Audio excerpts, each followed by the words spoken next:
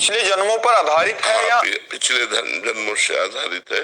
स्वभाव हमारे त्रिगुण की रचना से स्वभाव की रचना होती है, सत्वगुण, रजोगुण, तमोगुण।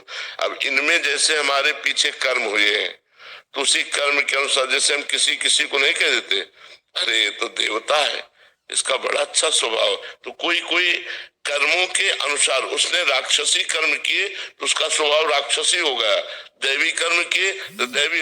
किन्हीं किन्हीं को कहते हैं तो भगवान है।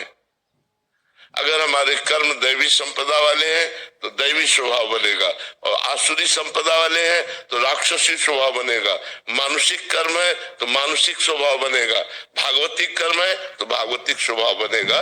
वो पीछे कर्म के आधारित स्वभाव है। अब हम भजन कर अपने स्वभाव को बदल सकते हैं। मनुष्य जीवन में इतनी छूट है कि हम अपने नए भाग्य की रचना कर सकते हैं, हम अपने स्वभाव का बदलाव कर सकते हैं, हम अपनी योनियों का बदलाव कर सकते हैं, हम देवता बन सकते हैं, हम ब्रह्मा बन सकते हैं, हम जो चाहे बन सकते हैं, पर हमें साधना और तपस्या करनी होगी। बिना साधना के, बिना तप के हमारा स्वभाव नहीं बदलेगा। स्वभाव बदल जाए। बोले इतने दिन से भजन करे तुम्हारा स्वभाव नहीं बदला, लोग कह नहीं देते इतने दिन से गुरु जी की सेवा करे तुम्हारा स्वभाव नहीं बदला। अर्थात भजन का प्रभाव स्वभाव पे पड़ता है।